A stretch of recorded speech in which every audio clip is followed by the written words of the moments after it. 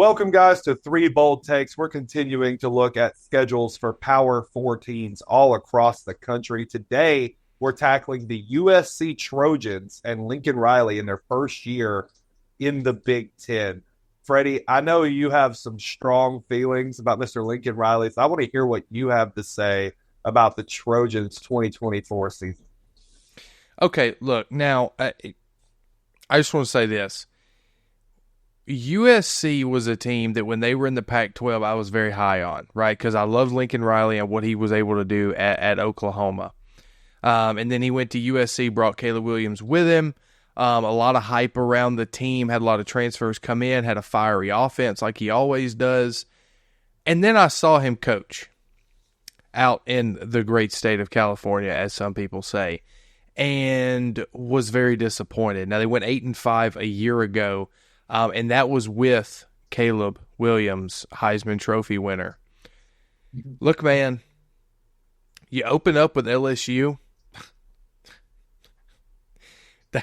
That's a tough open in Vegas, which, by the way, that's a cool game. I'm going to say it. That's one of the cooler non-con games of the year to me is the USC and LSU game in Vegas. I'm going to say 8-5 again. I mean, I don't think they're going to make a significant improvement from last year at all. If anything, they may be a little bit worse than last year, considering who they're losing. And let's be real, Lincoln Riley's never had a defense, ever. And what conference, Quinn, are they going to? We're going to the Big Ten. And what is the Big Ten known for? They're all about running the ball and playing defense, baby. That's the Big Ten. That's correct. And USC is not built for that. So you know what? I said 8-5. I'm going to go 6-6 on the year. That's my prediction here. I think you lose to LSU, you lose to Michigan, you lose to Penn State, you lose to Washington, who's coming from the Pac-12. I think you lose to Notre Dame. I mean, that's 5 there. Chase, I know you're high on Nebraska. There's a shot there. I'm not going to throw anything.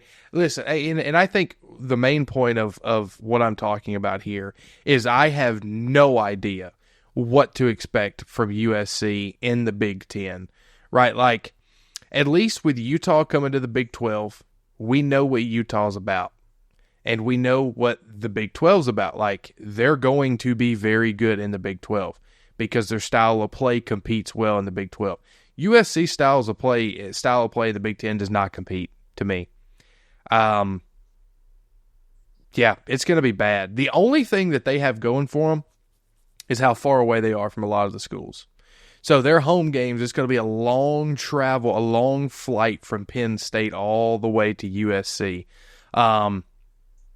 Wisconsin, Rutgers they have at home, Utah State. Well, they should win that game. I'm going 6-6 for my record for USC because I don't know what to expect from Lincoln Riley.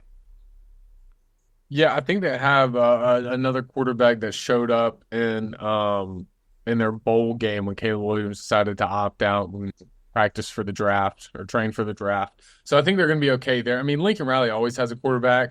And let's not get it wrong. Anybody's going to be successful in the Lincoln Riley offense, I believe, more than likely. Even Spencer Rattler showed some really good things, and we know that he was kind of an off-ball quarterback, So, but I am more big. What's the big idea for me here is I'm bigger on the Big Ten defenses are going to hurt the USC offense more than anything. I think the USC offense is going to do great things. I think Lincoln Riley can, but facing an Iowa, facing a Penn State that is just going to drudge you with the ball, hit you in the mouth, and then also play really good hard-nosed defense, I think it's going to be really tough to win. Definitely season. And I think this ultimately leads to Lincoln Riley probably being dismissed in the first 2 years. If we're not being mistaken. He's a great offensive mind, and I think he works well maybe in the Big 12, maybe the ACC. But him moving to the Big 10, this might be the end of his chapter at USC. And look at some great coaches that have come through USC that are very successful in today's modern college football.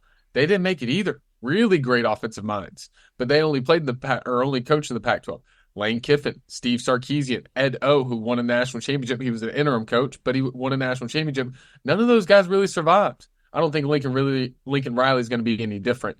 For me, I hate that I did this, Freddie, but I went 7-5. I can't believe I had a better record. I thought I was going to be the one to have the terrible record. I started 6-6, but I kind of was iffy on the Michigan game because I'm not so sure how Michigan is going to be this year. I'm kind of lower on Michigan than a lot of people. So, they'll beat but they're USC. playing that. I don't care how bad they are.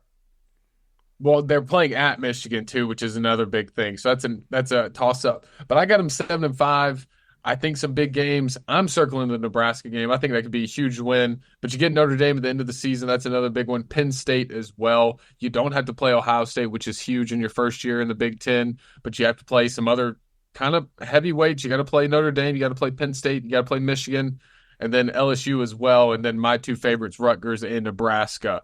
So it's going to be a tough year for Lincoln Riley and USC. I got 7-5. Quinn? Well, initially I started – you talk about USC. I wrote down LSU as a loss. I wrote down Notre Dame as a loss. I wrote down Oregon, and I wrote down Penn State. I feel like all four of those teams are definitely ahead of them this year. All right. Then I got to looking at the rest of the schedule. And at first, I said this team's going to be 7-5 because I thought Michigan's a loss. But then I looked down on the bottom end of the schedule, and I saw one team that comes in wearing scarlet, hard-nosed, that I'm hot on this year, and that's the Rutgers Scarlet Knights, man. I think they're going to drop that game too. Now, outside of that, I think they do. I think they're more talented than UCLA. I think they get that win. I think they're going to get a win over Washington, strictly because travel's not going to be a huge deal, and I think they're more steady than Washington. Obviously, against the smaller teams, they're going to pick up wins. I think they get Wisconsin, because Wisconsin's going to be coming off of the Alabama game, and I think that's going to play well for USC. And I think they beat Nebraska because I don't buy Nebraska. I think Nebraska's going to be a joke this year. I think people are hyping them up too much.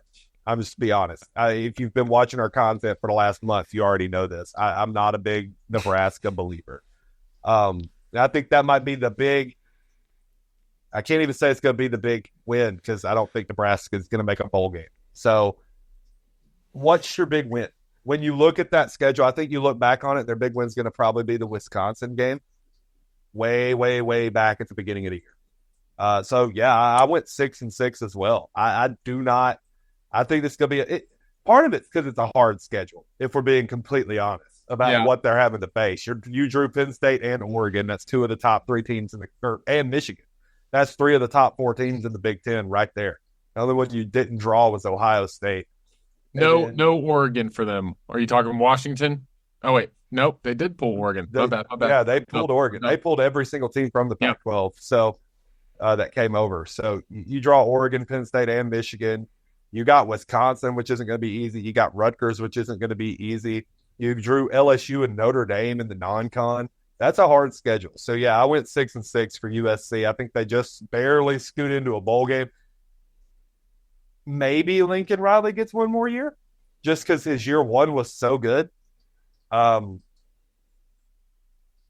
I don't know if Lincoln Riley is the coach going into 2026. I'm going to be honest. When do they play Oregon? I'm not seeing it on my schedule. Was Oregon not on that schedule? No, yeah, I accidentally looked at another team. Yeah, I didn't Okay, so Oregon's not on that schedule. Never mind. I'm going to go 7-5 then. I'm going to go 7-5 because for whatever reason, I thought Oregon was on their schedule this year. So, yeah, give me 7-5 for USC then, because I don't think when it comes to the Maryland game, I'm pretty sure they do have Maryland. I don't think that's going to be a hard win for them. So, I'll say 7-5 because for whatever reason, I thought Oregon was on the schedule, and I did think they had a shot in that game. So, give me 7-5 for USC. Y'all got anything else y'all want to add before we wrap this one up? All righty, guys. Well, that's been our content on USC for today. Our predictions. I think Freddie, you had them going 6-6. Chase, we're both rocking at 7-5 for USC for 2024. If you guys like this, make sure to comment, subscribe, share it with people that are interested in college football. We drop stuff every single week, constantly flowing out content. So, with that being said, I've been Quinn. I've been joined by Freddie and Chase for 3 bold takes, and we'll see you in the next vid.